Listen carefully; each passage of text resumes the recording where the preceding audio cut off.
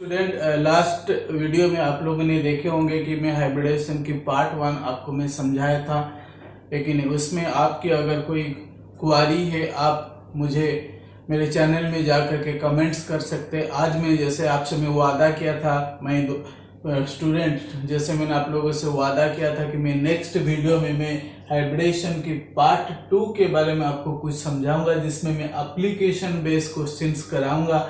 और अब हम देखते हैं कि हाइब्रिडेशन जो है ये जेई में या नीट में या सीबीएसई लेवल में, स्कूल लेवल में किस किस टाइप के क्वेश्चन आता है। आपको इसके अंदर जा करके आपको याद रखना पड़ेगा जो जो मैं आज तुम्हें समझा रहा हूँ। आज आइए हम देखिए कि मैं लास्ट क्लास में जैसे आपको बताया था कि हाइब्रिडेशन जो होता है ये एसपी टाइप की हो सकता है, sp2 हो सकता है, sp3 हो सकता है, sp3d हो सकता है, dsp हो सकता है, sp3d2 हो सकता है, sp3d3 हो सकता है। So there are different type of hybridisation है एंड जिसमें डी आ जाता है, डी ऑर्बिटल्स पार्टिसिपेट करता है, वहां पे हम आइदर dsp2 या sp3d या sp3d2 या sp3d3 हम यूज करते हैं। तो इसलिए आपको ध्यान रखना है कि किस जगह में बाकी जो जो हाइब्रिडेशन है sp या sp2 या sp3 लाइक दिस, तो इसमें से क्या होता है ना। सपोज मैं बात करता हूं कि sp है, sp में क्या होता है ना 1s एंड 1p पार्टिसिपेट करते हैं। क्लियर। अगर मैं sp2 की बात करता हूं तो यहाँ पे 1s एंड 2p ऑर्बिटल्स यहाँ पे पार्टिसिपेट करते हैं। अगर मैं sp3 की बात करता हूं यहाँ पे 1s एंड 3p ऑर्बिटल्स जो है ये पार्टिसिपेट करते हैं। अगर मैं dsp2 की बात करता हूं तो उसमें 1d 1s and 2p orbital participate करते हैं। क्लियर। सो जहां पे d की बात मैं कर रहा हूं, जहां पे d ऑर्बिटल्स आता है तो वहां पर dsp2 की जो बात करते हैं वहां पे d ऑर्बिटल्स पार्टिसिपेट करना स्टार्ट करते हैं, इसलिए d का नाम आता है। बट आपको यहाँ पे एक चीज मैं बता दूं कि जो d आता है, d में एक्चुअली d सबसेल में 5 ऑर्बिटल्स होता है। आपको याद होगा कौन कौन से 5 ऑर्बिटल्स ना, dxy, dyz, dzx, dx square minus y square and dz square. So these are 5d orbitals है, और उनमें से कौन सा d ऑर्बिटल, ये बार बार लेकिन नीट या जेईई में क्वेश्चन पूछता है कि भाई dsp2 अगर हाइब्रिडेशन है तो इसमें कौन सा d ऑर्बिटल क्या करता है ना आपके हाइब्रिडेशन में पार्टिसिपेट करता है। आप यहाँ पे ध्यान रखना जो 1d ऑर्बिटल यहाँ पे आप देख रहे हो उनमें से जो dx square minus y square होता है वही पार्टिसिपेट करता है। ये वेरी इंपॉर्टेंट है, आप इसको याद रखिए कि जब आप dsp2 हाइब्रिडेशन की अगर बात करते हैं तो 5d ऑर्बिटल्स में dx square minus y square जो है यहाँ पे पार्टिसिपेट करता है। नेक्स्ट हम जाते हैं कि sp3d की अगर हम बात करते हैं, similarly 1s 3p and 1d। सो जब sp3d की हाइब्रिडेशन हो रहे उस कंडीशन में आपका कौन सा d पार्टिसिपेट करेगा ना, dz स्क्वायर पार्टिसिपेट करेगा। क्लियर। सो आपको ये याद रखना पड़ेगा क्योंकि it is a very important topic है, बार बार इसके ऊपर क्वेश्चंस आते हैं। अगर हम बात करते हैं कि sp3d2 की अगर मैं बात करता हूं तो यहाँ पे सेम तरीका है, 1s 3p and 2d orbitals participate करते। जो d ऑर्बिटल्स कौन कौन से ना, सेम दोनों यहाँ रिपीट होते हैं, आपको याद रखना है सीक्वेंसी में, dx square minus y square and dz square. Clear. So ये वेरी इंपॉर्टेंट थिंग है, बार बार एक क्वेश्चन इस टॉपिक के ऊपर कभी कभी पूछ लेते हैं। और सेकंड जो हम आते हैं इसके बाद है sp3d3 है, इसमें सेम थिंग है, 1s 3p एंड 3d। सो जो 3d हम यहाँ पे बात करते हैं ना, कौन सा डी जो बच गया है, ये तीनों जो डी ऑर्बिटल्स यहाँ पे बच गए हैं, इन तीनों की यहाँ पे बात किया जा रहा है कि dxy, dyz and dzx। This very important. अब आपके माइंड में इसको सेट कर लीजिए कि जब कि इतने टाइप की जब हाइब्रिडेशन है, इसमें डी नहीं है बट इनमें सब में डी है। अगर डी है तो कौन सा डी ऑर्बिटल इसमें पार्टिसिपेट करे, ये वेरी इंपॉर्टेंट थिंग है। तो इसलिए आप इसको नोट कर लीजिए फटाफट ना, sp में क्या होता है, sp2 में क्या होता है, उसके बारे में बता रहा हूँ। अगर इसको याद रख सकते हो लाइक दिस, अगर sp है तो शेप क्या हो जाएगा, ज्योमेट्री क्या होगा, लीनियर है। देन sp2 है तो ट्राइगोनल प्लानर है, sp3 है तो टेट्राहेड्रल है, dsp2 है तो स्क्वायर प्लानर है, अगर sp3d है तो ट्राइगोनल बाइपिरामिडल है, और sp3d2 है तो ऑक्टाहेड्रल है, sp3d3 है तो पेंटागोनल बाइपिरामिडल है। तो इसलिए आप भूलना मत है, ये वेरी इंपॉर्टेंट थिंग है, इसको आपको याद रखना है, क्योंकि मोस्ट ऑफ द टाइम्स क्या होता है ना, क्वेश्चन इसके अंदर से पूछ लेता है। ज्यादातर जो इनकी मैं बात कर रहा हूं इसमें पक्का क्वेश्चन आ जाता है। तो इसलिए आपको ये भूलना नहीं है, आपको हमेशा दिमाग में रखना है कि इसमें क्वेश्चन आता ही आता है। जैसे मैंने लास्ट टाइम कह चुका हूं कि जेईई या नीट में क्या होता है ना, पक्का है क्वेश्चन, वन क्वेश्चन पक्का इसमें आता ही आता है। नेक्स्ट, अगर आपने लिख लिए तो हम आगे बढ़ते हैं। हम देखेंगे कि हाइब्रिडाइजेशन जैसे क्वेश्चन एप्लीकेशन बेस की मैं बात कर रहा था कि किस टाइप का क्वेश्चन इसमें आता है। Let's erase this. So hybridisation निकालने के लिए हम कौन सी फॉर्मूला यूज करेंगे, आपको ये माइंड में रखना है कि हाइब्रिडाइजेशन के लिए मैं कौन सा फॉर्मूला यूज करूंगा, ताकि कोई भी कंपाउंड मुझे मिल जाए तो उसका जल्दी से जल्दी मैं कि इसकी हाइब्रिडाइजेशन को मैं कैसे निकाल पाऊंगा। तो इसीलिए आपको हमेशा माइंड में ये रखना है कि हाइब्रिडाइजेशन हमेशा क्या होता है ना, सेंट्रल एटम का ही निकाला जाता है, आउटर एटम्स का कभी भी नहीं है। आपको हाइब्रिडाइजेशन हमेशा सेंट्रल एटम का निकालने के लिए क्वेश्चन में आता है। आइए मैं आपको एक इम्पोर्टेंट फॉर्मूला लिखवाता हूं, आप उसको नोट करना जरूर। अगर कोई डाउट है जरूर मेरे कमेंट सेक्शन में जाकर के मुझे कमेंट कीजिए, या किस तरह का आप और अपग्रेडेशन चाहते हैं, क्योंकि मैं चाहता हूं कि ये इस हमारी देश के हर एक गरीब बच्चा जो है इस वीडियो को देखे, जिसके पास पैसे नहीं होता है ट्यूशन जाने के लिए, या जिसके पास कम्युनिकेशन नहीं होता है कि ट्यूशन क्लास तक पहुंचने के लिए, तो उसके लिए बड़े फायदामंद है। सो हाइब्रिडेशन निकालने के लिए सबसे पहले हम देखते हैं कि x एक वैल्यू लेते हैं ना। x की फॉर्मूला क्या है ना, half into valency electron of central atom plus number of monovalent atom attached minus cation plus anion. Clear, this is the formula. क्या है ना, पहले कोई भी आपको कंपाउंड मिल जाए तो सबसे पहले आप क्या निकालेंगे ना, x निकालेंगे ना। x की फॉर्मूला में एक बार रिपीट करता हूं ना, it is half into valency electron of central atom plus number of monovalent, कितने मोनोवैलेंट एटम अटैच है, माइनस कैटायन प्लस एनायन। जब आप x की वैल्यू को निकाल देंगे, उसको एक चार्ट के साथ आप इसको कंपेयर करेंगे। आप ध्यान से देखिए कि मैं कैसे टेबल बना रहा हूं और इसमें x की वैल्यू को मैं कैसे लिख रहा हूं ना। x इज इक्वल टू मैं लिख दिया कि 2 हो सकता है, 3 हो सकता है, 4 हो सकता है, 5 भी हो सकता है, एंड 6 एंड 7। आपको क्लियरली दिख रहा होगा कि x की वैल्यू जो है 2, 3, 4, 5, 6, 7 तक इनके बीच में कहीं भी आ सकते हैं। अगर 2 आता है तो आप मान लीजिए हाइब्रिडेशन होगा sp, क्योंकि 1s and 1p, that's why it is 2। अगर 3 है ना, इट इज sp2, क्योंकि 1 + 2 3, देन sp3। कई बार आप आगे जाके आप देखोगे कि अगर 4 आता है तो dsp2 भी हो सकता है। आपको ये दिमाग में रखना है। ये बेसिकली मैं जैसे लास्ट क्लास में बताया था, लास्ट वीडियो में बताया था कि ये DsP2 ज्यादातर 12th में कोऑर्डिनेशन कंपाउंड्स में यूज होता है। अगर मैं 5 की बात करता हूं, यहाँ पे आता है sp3d, देन आता है sp3d2, या फिर यहाँ पे हो सकता है ना d2sp3। बस इतना ही फर्क है।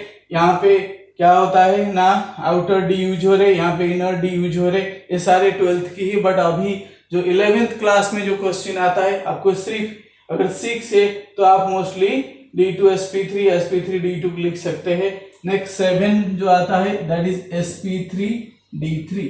जैसे थोड़ी देर पहले मैंने बताया था, अगर sp है तो लीनियर है, ट्रायगोनल प्लानर है, ये टेट्राहेड्रल है, नीचे वाला स्क्वायर प्लानर है, देन ट्रायगोनल बाइपिरामिडल है, नेक्स्ट यहाँ पे ऑक्टाहेड्रल है, नेक्स्ट यहाँ पे पेंटागोनल बाइपिरामिडल है।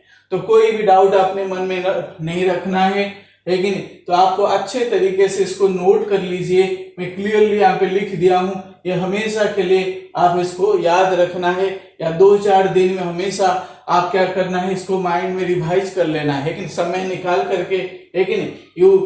If you kill the time, the time will kill you. अगर आप टाइम को किल करेंगे तो टाइम भी आपको किल कर देगा। इसलिए मैं ये समझता हूं कि समय होते ही आप अपने आप को अगर तैयार करेंगे, जरूर आपका अच्छा रिजल्ट आएगा। सो अगर आपने इसको लिख लिए, या मैं इसको मिटा सकता हूं, या मैं नीचे एक एग्जाम्पल करके मैं बता सकता हूं आपको कि कैसे करना है। अगर आपको मैं क्वेश्चन दिया कि एग्जाम्पल की तरफ पे PCl5 का आपको हाइब्रिडेशन निकालना है, किसका निकालना है ना, PCl5 का हाइब्रिडेशन आपको निकालना है। तो इसलिए सबसे पहले आप देखेंगे सेंट्रल एटम कौन है ना, फास्फोरस है। अगर फास्फोरस है तो फास्फोरस का वैलेंस इलेक्ट्रॉन कितनी होगी ना, ग्रुप 15 में है, तो इसलिए वैलेंस इलेक्ट्रॉन हो गया 5। तो मैंने यहाँ पे फॉर्मूला X निकालने की कोशिश किया ना, हाफ इंटू फास्फोरस का वैलेंस इलेक्ट्रॉन हो गया 5 plus number of monovalent atom attached. So number of monovalent atom मतलब जिसकी वैलेंसी 1 है, जिसकी वैलेंसी 1 है मतलब क्लोरीन है, क्लोरीन का वैलेंसी 1 है, और कितने क्लोरीन अटैच है, 5 क्लोरीन अटैच है। तो ये हो जाएगा 5 + 5, और उसके बाद आता है माइनस काटायन, लेकिन प्लस अनायन। अगर कोई पॉजिटिव चार्ज है तो माइनस करना है, अगर नेगेटिव चार्ज है तो ऐड करना है, बट इनमें से कोई चार्ज नहीं है, तो इसलिए मैंने क्या किया ना, इसका आगे कुछ नहीं लिखा। सो 5 + 5 = 10, तो half into 10 that is equal to 5। So अगर 5 आपका एक्स की वैल्यू आता है तो आपके हाइब्रिडेशन क्या होगा ना, sp3d। समझ पा रहे? तो इसीलिए इस तरह से हम हाइब्रिडेशन निकालते, कितने जल्दी हम निकाल सकते हैं। तो इसीलिए आप लोग को मैं एक और कंपाउंड करवाता हूं जिसमें चार्ज है। अगर आपने इसको नोट कर लिया है तो अच्छी बात है, लेकिन या आपको समझ नहीं आ रहे तो भी आप कमेंट सेक्शन में जाके मुझे कमेंट कर सकते हैं।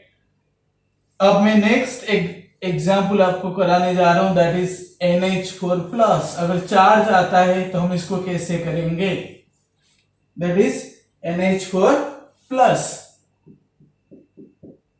सो इस कंडीशन में भी सेंट्रल एटम जो है वो नाइट्रोजन है, लेकिन तो नाइट्रोजन का हमें हाइब्रिडेशन निकालेंगे, तो इसीलिए x की वैल्यू हम निकालेंगे। x = ½ इंटू नाइट्रोजन का वैलेंस इलेक्ट्रॉन सेम है, नाइट्रोजन भी ग्रुप 15 में आता है, 5 प्लस कितने मोनोवेलेंट एटम अटैच है ना, 4 मोनोवेलेंट एटम अटैच है, तो 5 + 4। अगर पॉजिटिव चार्ज है, आप शॉर्टकट में ये याद रखिए, अगर माइनस का एटम प्लस आयन अगर आपकी नहीं हो पाता है तो शॉर्टकट में याद रखिए, प्लस चार्ज है तो माइनस कर देना, जितने प्लस है उतने चार्ज आप माइनस कर देना, अगर माइनस चार्ज है तो उसको ऐड कर देना। तो मैं -1 कर दिया यहाँ पे, तो कितना आया ना, 5 + 4 9 -1 = 8, 8 का हो गया 4। अगर 4 आता है तो हमारी क्या हो जाएगा ना, हाइब्रिडेशन हो जाएगा sp3।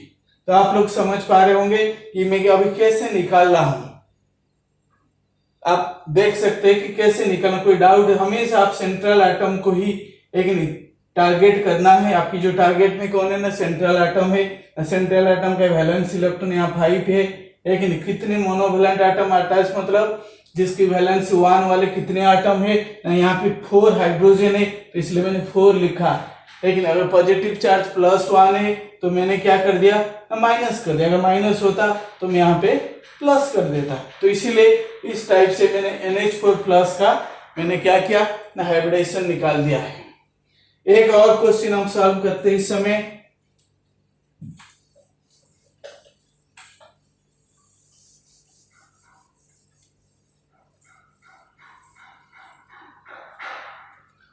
सपोज SF6 में क्या होता है ना, जब हाइब्रिडेशन निकालने के लिए क्वेश्चन पूछेगा आपको सेंट्रल एटम कौन है ना, सल्फर है।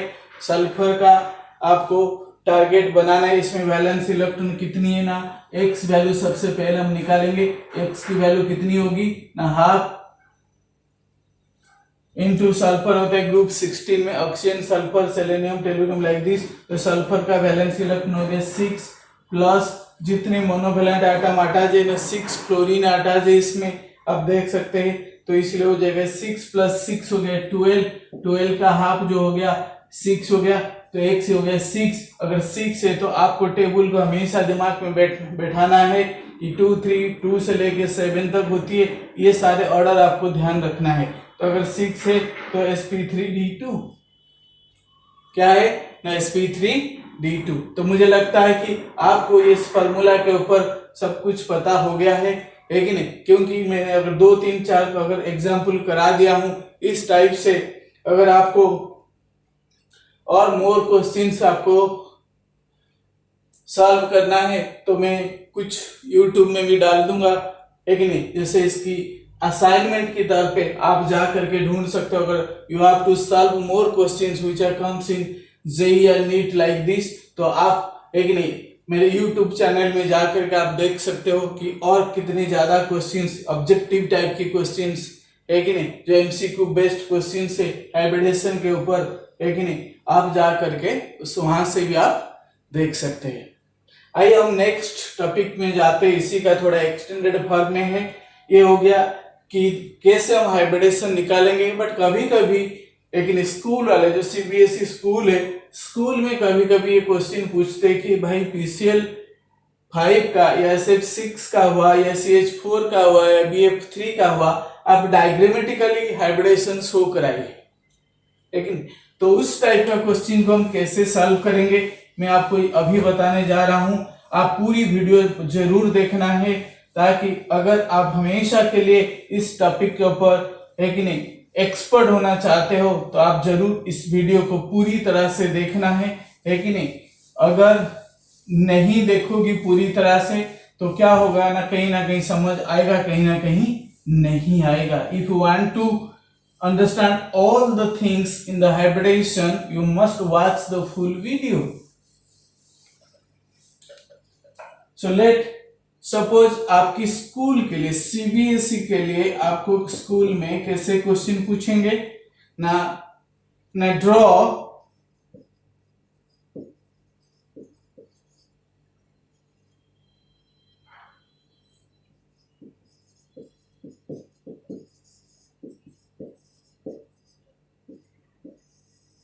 PCl5 का हाइब्रिड स्ट्रक्चर आपको ड्रॉ करना है। तो जब भी आपको ऐसा मिलता है, सबसे पहले आपको मैं एक तरीका बताता हूं, इसलिए मैंने पहले फॉर्मूला सिखा दिया आपको कि आपको ये नहीं पता है कि PCl5 में कौन सी हाइब्रिडेशन होगा। तो आप सीधा फॉर्मूला पुट करके निकाल लेना है, 1/2 × 5 फॉस्फोरस का वैलेंस इलेक्ट्रॉन +5 दैट इज 10 का हो गया 5 that is equal to sp3d। और sp3d है तो इसका क्या है, हाइब्रिडेशन होगा ना, ए ट्राइगोनल बाइपिरामिडल है। ठीक, ये आपको अगर पता लग जाए तो आपको डायग्रामेटिकली ड्रॉ करना और इजी हो जाएगा। तो उसके बाद आप सीधा क्या करिए ना, फास्फोरस का, है कि नहीं, कॉन्फ़िगरेशन लिख दीजिए ना। फास्फोरस का एटॉमिक नंबर कितना होता है ना, 15 है। सो ये हो जाएगा 1s2 2s2 2p6 10 हो गया। उसके बाद 3s2 और 3p3 10 और 5 15 हो गया। सो 15 इलेक्ट्रॉन एटॉमिक नंबर है, तो उसमें क्या हो गया ना, ये हो गया 10 इलेक्ट्रॉन, ये हो गया 5 इलेक्ट्रॉन। हमारे काम की सिर्फ आउटर मोस्ट वैलेंस इलेक्ट्रॉन है। सो जब आपको ये मिल गया है तो इसकी कोई जरूरत नहीं है। अब मैं लिखूंगा फास्फोरस का कितना हो जाएगा ना 3s, अगेन 3p, और 3p में कितना होता है ना, p एक सबसेल होती है तो 3 ऑर्बिटल्स होंगे। उसके बाद आएगा 3d, इसमें 5 होती है। सो d में 5 ऑर्बिटल है, इसमें 1 ऑर्बिटल है, p में 3 ऑर्बिटल है।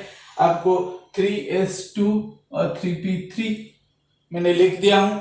इसमें मैं इलेक्ट्रॉन भर दूंगा। 3s में 2 इलेक्ट्रॉन है और 3p में एक एक करके मैंने भर दिया। क्लियर?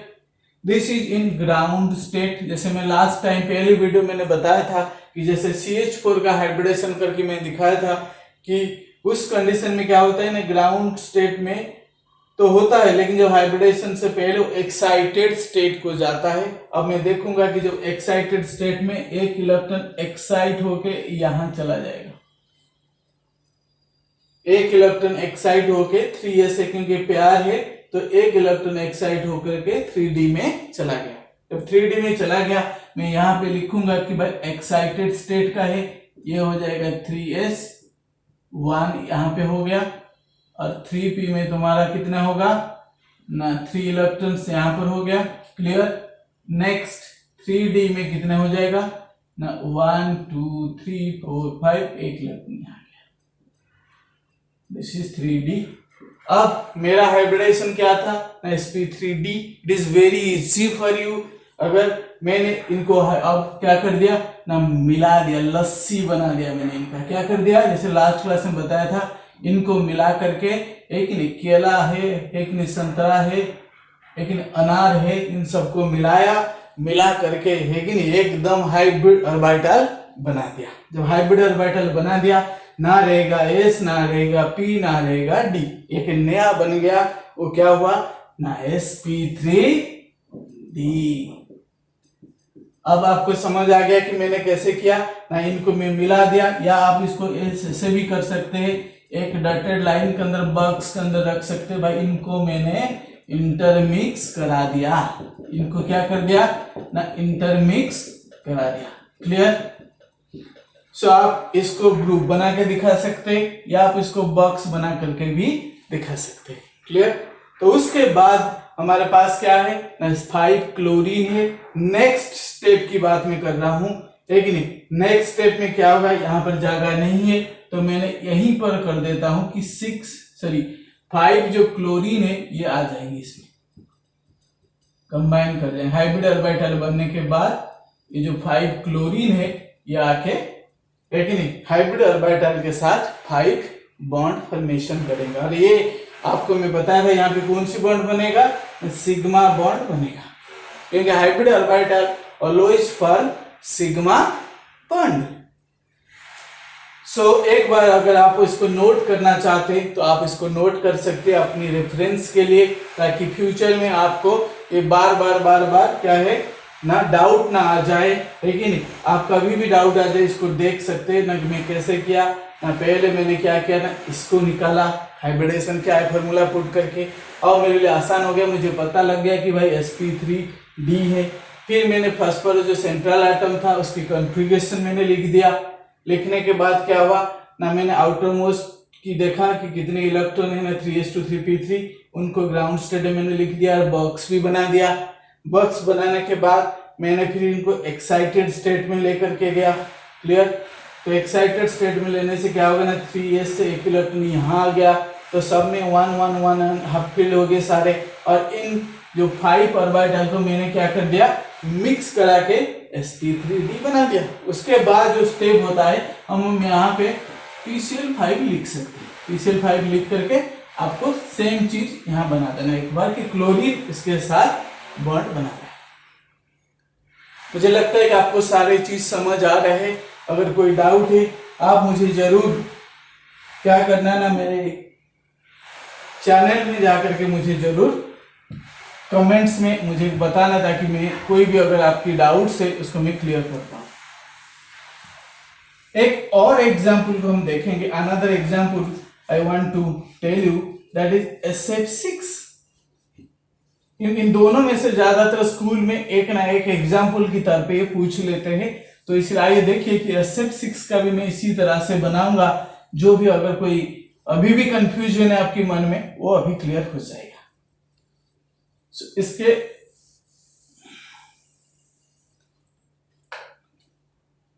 अब देखिए यहां पे SF6, ठीक है। और SF6 में हम सबसे पहले देखते हैं कि इसकी हाइब्रिडाइजेशन में पहले फॉर्मूला पुट करके निकाल दूं ना, x = half into 6 + 6 that is 12 half हो गया 6 that is equal to sp3d2 ना 1s 3p p3 3 1 4 + 2 6 that is 6 आ गया। सो ये आपको समझ आ रहा होगा कि ये मुझे निकालने के बाद मेरा सारा जो डायग्रामेटिकली जो रिप्रेजेंटेशन मेरे बहुत ही आसान हो जाता है। उसके बाद मैंने सल्फर का कॉन्फ़िगरेशन लिख दिया, क्योंकि सल्फर सेंट्रल एटम है। ये हो जाएगा 1s2 2s2 2p6 then 3s2, ये हो गया 10 और बच रहा है कितना 16 है। सल्फर का कितना होता है 16 है, लेकिन और 3p4, so this 10 and 6 that is 3p4। उसके बाद मैंने ग्राउंड स्टेट का बॉक्स बनाऊंगा इसका आउटरमोस्ट शेल का। सल्फर का कितना हो गया ना 3s2 3p4 that is equal to 3s 3p and 3d।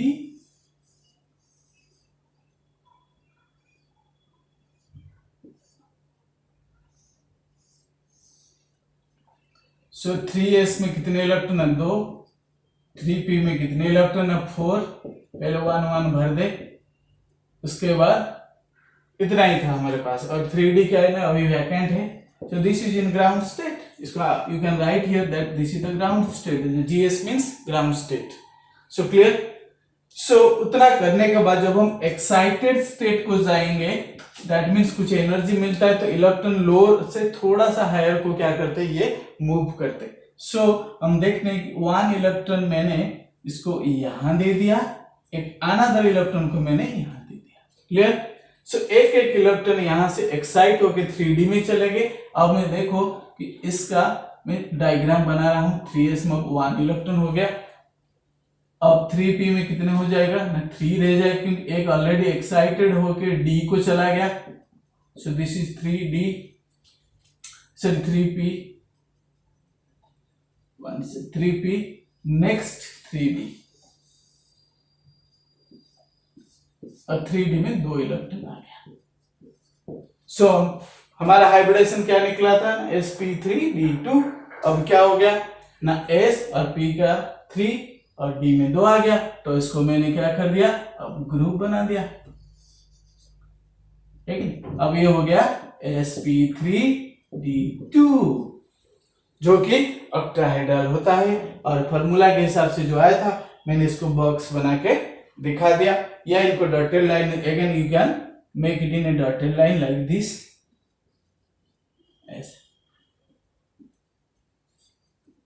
Clear. So now you can make another, that is SF6, और जिसमें क्या होगी ना 6 जो फ्लोरीन एटम है दे कैन एक कंबाइन विथ हाइब्रिड ऑर्बिटल। एक 6 फ्लोरीन है जो कि यहां से आ रहे, एक फ्लोरीन यहां, एक फ्लोरीन यहां, अनदर फ्लोरीन, कितना हो गया 4 और 2 6 फ्लोरीन, 6 फ्लोरीन है। क्लियर। सो मुझे लगता है कि आपको पूरे समझ आ गया है कि कैसे ये होता है। तो माय दोस्त, सो आपको ये ध्यान रखना है, क्योंकि ऑलवेज आपको ये माइंड में रखना है कि सीबीएसई लेवल में इस टाइप की क्वेश्चन आता है, और जो जेईई और नीट में आता है क्वेश्चन, लेकिन वो आपको 2-3 कंपाउंड का एक साथ भी दे सकता है, इनका पेयर फॉर्म में दे सकता है, इनके हाइब्रिडेशन क्या अभी निकालिए, या इनकी ज्योमेट्री क्या है आप इसकी बताइए, या बॉन्ड एंगल क्या है बताइए। अगर spa तो लीनियर ज्योमेट्री या शेप होती है जो 180 एंगल होती है, अगर sp2 है तो एक ट्राइगोनल प्लानर होती है जिसकी बॉन्ड एंगल 120 होता है। अगर आप sp3 की बात करते हो तो टेट्राहेड्रल 9.28 होती है। सिमिलरली सबका बॉन्ड एंगल है, तो कभी कभी क्वेश्चन इससे रिलेटेड बॉन्ड एंगल से भी पूछ सकता है, तो आप हाइब्रिडेशन निकालने के बाद बॉन्ड एंगल के अकॉर्डिंग इसको अरेंज भी कर सकते हैं। मेरे स्टूडेंट, मैं समझता हूं कि आपको ये वीडियो जरूर पसंद आएगा और जो आपकी कैरियर के लिए, जो आपकी 11th और 12th की लेवल में और जेईई और नीट की लेवल में आपको बहुत ही मदद करेगा। तो इसीलिए मुझे इस तरह से, लेकिन मेरे चैनल में जाकर के इसको देखते रह जाना, ताकि कोई भी आपको डाउट है, कोई भी दूसरा वीडियो आपको देखना है केमिस्ट्री के ऊपर है, तो आप जरूर मुझे कमेंट कर सकते हैं, मुझे रिकमेंड कर सकते हैं और मेरे चैनल को लाइक करके, एक नहीं, जैसे मैं आपकी सेवा में हूं तो इस तरह से, एक नहीं, मैं हमेशा के लिए मैं चाहता हूं कि जो बच्चे फीस नहीं दे सकते, जो बच्चे एक नहीं कोचिंग नहीं जा सकते, तो उनके लिए एक मदद हो। इसीलिए अगर मेरा वीडियो तुम्हें अच्छा लगता है तो जरूर लाइक करना ना भूलना। Thank you all.